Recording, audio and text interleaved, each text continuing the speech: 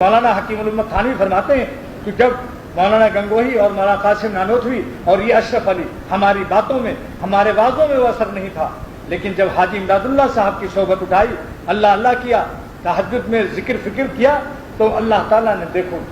کیا اثر ڈال دیا کہ ایسا اثر پیدا ہوا کہ خواجہ صاحب فرماتے تھے کہ جی اٹھے مردے تیری آواز سے، چھوٹی چھوٹی باتوں میں اللہ نے اثر عظیم رکھ دیا۔ بظاہر تو ہیں چھوٹی چھوٹی سی باتیں جہاں سوز، لیکن یہ چنگاریاں ہیں۔ اور سید سلیمان ندوی کو کہنا پڑا، اتنا بڑا علامہ، عربی کا ادیب، شرق اوسط میں جس کا غلغلہ تھا، مشرق وسطیٰ میں جب پہلی صحبت اٹھائی، جن کا مذاق بھی کبھی اڑایا تھا نادانی سے، کیا پیروں کے پاس ہیں یہ تھانہ بھون میں، جب ایک دفعہ حاضر ہو گئے، ایک مجلس سن لی اس بوریا نشین کی، تو ایک ستون پکڑ کر رونے لگے،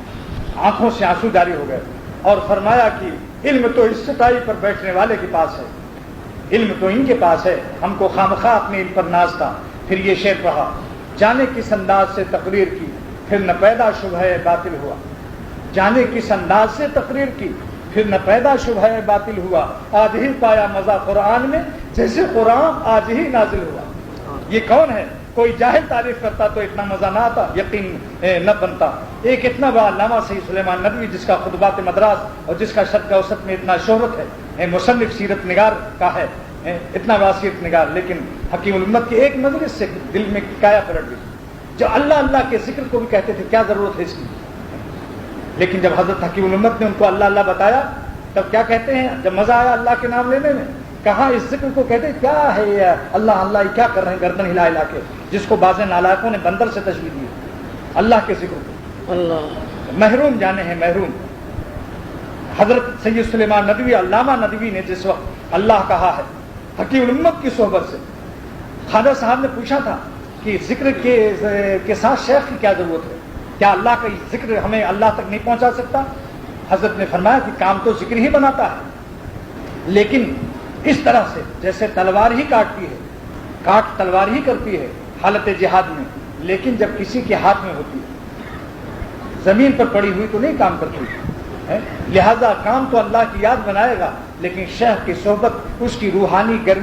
گرمی بھی آپ کو چاہیے۔ جیسے مرغی کے پروں میں انڈا کچھ دن رہ کر حیات پا جاتا ہے، پھر وہ تمام چھلکے توڑ دیتا ہے زندگی پانے کے بعد۔ آج جو تعلقات آپ کو اللہ سے دور کر رہے ہیں، پھر آپ یہ شعر بزمان حال پڑھتے ہوئے سالے سلاسل اور علائق کو توڑ دیں گے، مارا جو ایک ہاتھ گریباں نہیں رہا، اور کھینچی جو ایک آہ تو زندہ نہیں رہا۔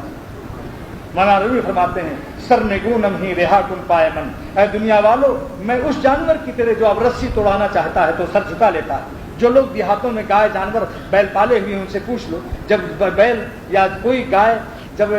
جانور وہ رسی توڑانا چاہتی ہے تو سر کو جھکا لیتی ہے، اور سر جھکا کر خود دیکھو میرے یوں یوں کرتی ہے۔ تو فرماتے ہیں کہ میں اب اللہ کی محبت کی میں مجھ پر یہ کیفیت طاری ہے کہ میں نے سر کو جھکا لیا ہے، سر نگونم، اب میرا پیر دنیا والوں چھوڑ دو، اب میرے پیر کو مت باندھو، اللہ سے مجھے دور مت کرو، سر نگونم ہی رہا کن پائے من، اور فہم کو در جملے اجزائے من، میرے جسم کے کسی عضو میں اب سمجھنے کی بھی طاقت نہیں ہے، مجھے مت سمجھاؤ، نصیحت کرو۔ اب میں نصیحت سے بالا تر ہو چکا ہوں، تمہاری دنیا داروں کی بیوقوفوں کی نصیحت سے، اللہ والوں کی نصیحت سے نہیں۔ اور کیا فرمایا؟ غیر زنجیر زلف دل برم،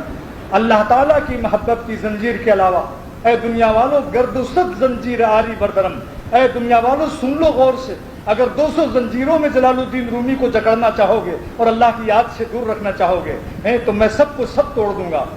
کیا پیارا شعر فرمایا، اللہ اس کی قبر کو نور سے بھر دے۔ سراپا محبت ہے شخص، بلکہ سلطان محبت ہے، محبت سکھانے کا بادشاہ ہے شخص۔ گرد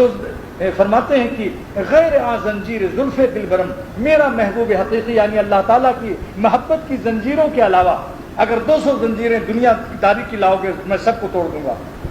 گرد و صد زنجیر آری بردرم، اور پھر فرماتے ہیں وہ عادل بر چپرا می شوت، جب میں اللہ کہتا ہوں اور مجھے اللہ تعالیٰ کی محبت کی خوشبو عرش اعظم سے آتی ہے، ای زباں جملہ حیرہ میں شوت، تو جلال الدین رومی دنیا کی جتنی لغت ہے سب کسی لغت میں اس کی اللہ تعالیٰ کی غیر محدود لذت اور بے کیف اور بے کم لذت کو تعبیر کرنے کے لیے مخلوق کی لغت میں الفاظ نہیں پاتا ہے۔